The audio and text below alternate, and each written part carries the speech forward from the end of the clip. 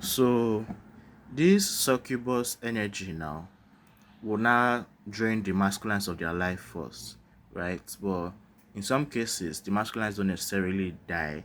They just become a ghost in the shell, right? Essentially, some become a ghost in the shell, some die. So what now happens is when the world systems in place do this systemically to masculine energies, any system that's currently in place, from religion to the finance systems to the economy to the armed forces, every aspect of society is set up to systemically do this to the masculine, right? So there's still power, there's still life force from the masculine, right? So the systems in place that are stealing life force from the masculine now gain power. The masculine that has become a ghost in the shell will then look at those uh, now authority figures, which are the religions, the politicians, the government, the armed forces, and now see them as authority figures over their lives, because masculines are drawn to serve what is in power or who is in power.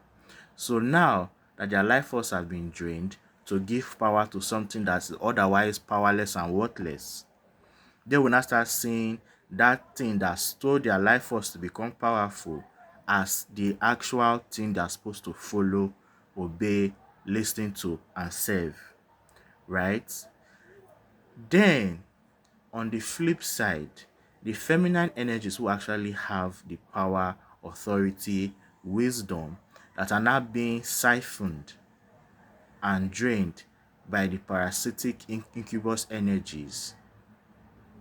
When they now run into masculines, masculines will now see them as negative, right? And it now sets them up because the masculines are instinctive and reactive. Typically, we set masculines up to always react to them violently. So, and outside the masculines, the systems in place, when they run into feminine energies that either have their powers intact or despite being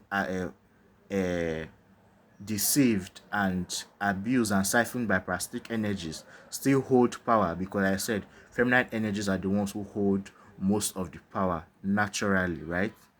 When they walk into these systems in place, the systems automatically recognize that these are the real ones in charge, right?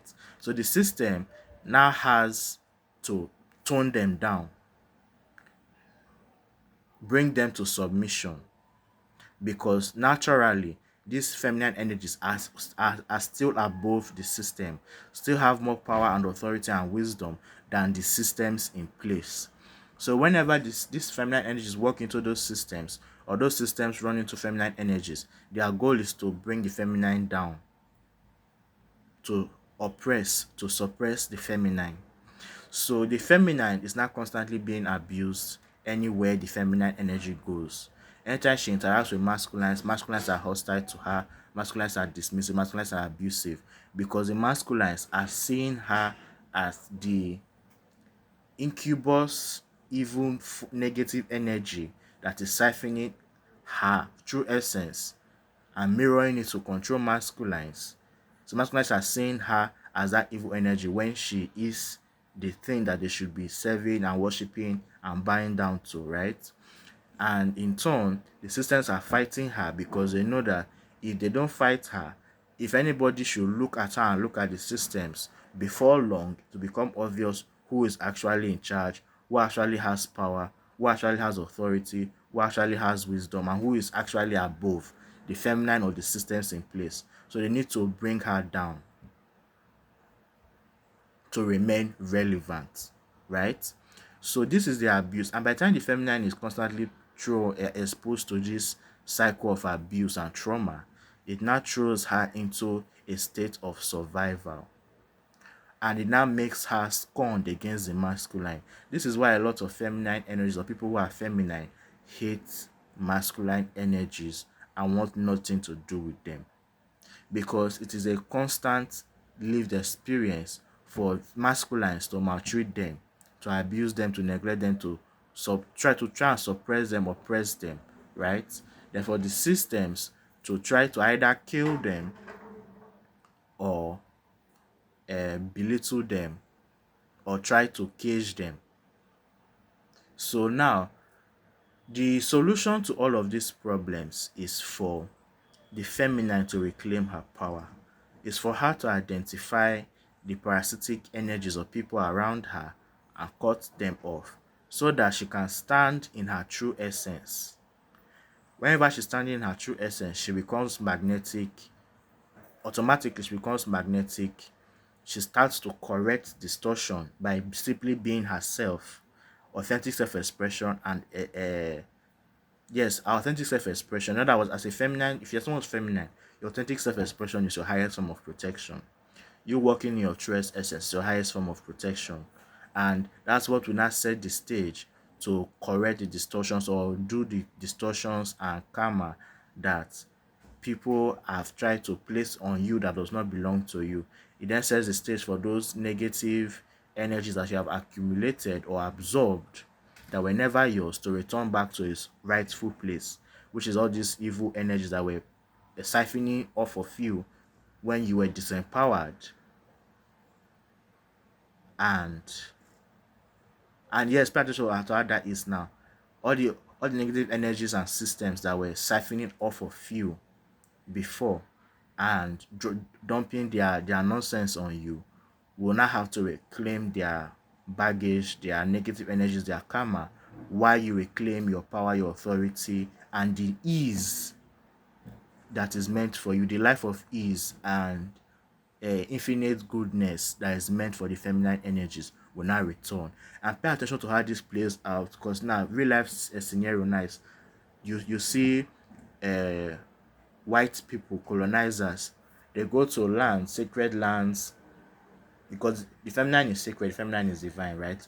They go to sacred lands, they uh, kill the people there, they take over the land, they take over their resources, and leave the people in poverty. That's a practical example of how this plays out in real life.